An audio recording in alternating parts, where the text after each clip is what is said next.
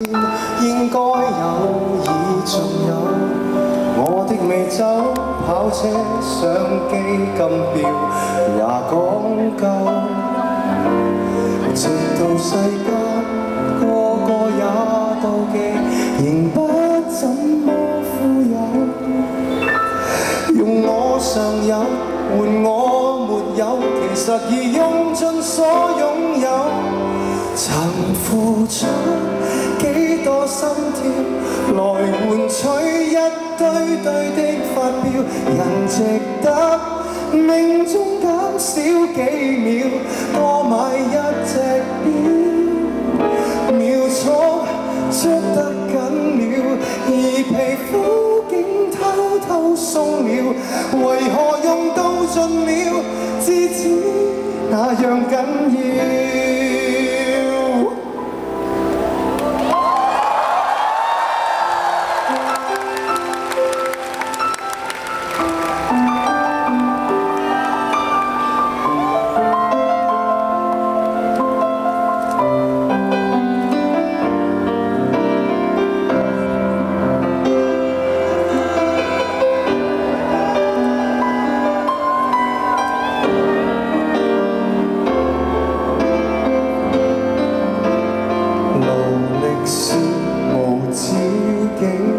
活着多好，不需要靠物證，也不以高薪高職高級品博尊敬。No， 就算博到握着那地位和肖邦的雋永，賣了任性，日拼夜拼，忘掉了為什麼高興，曾付出幾多心跳來換取一堆堆的發票，人值得命中減少幾秒，多買一隻錶，秒速捉得緊了，而皮膚竟偷偷鬆了，為何用到盡了，至知那樣緊要。記住那關於光陰的教訓，回頭走天已暗，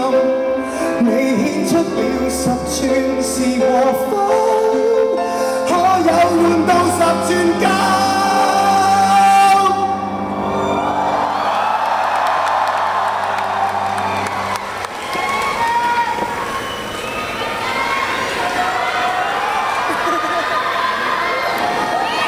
還是對幾多心跳，難免跟女精標面對照，連自己亦都分析不了，得到多與少，也許真的瘋了，那個倒影多麼可笑，靈魂若變賣了，上鏈也沒心跳。銀或金都不緊要，誰做機心一樣了，計劃了照做了得到了，時間卻太少。No no no no， 還剩低幾多心跳，還在數講不及了，昂貴是這刻我覺悟了。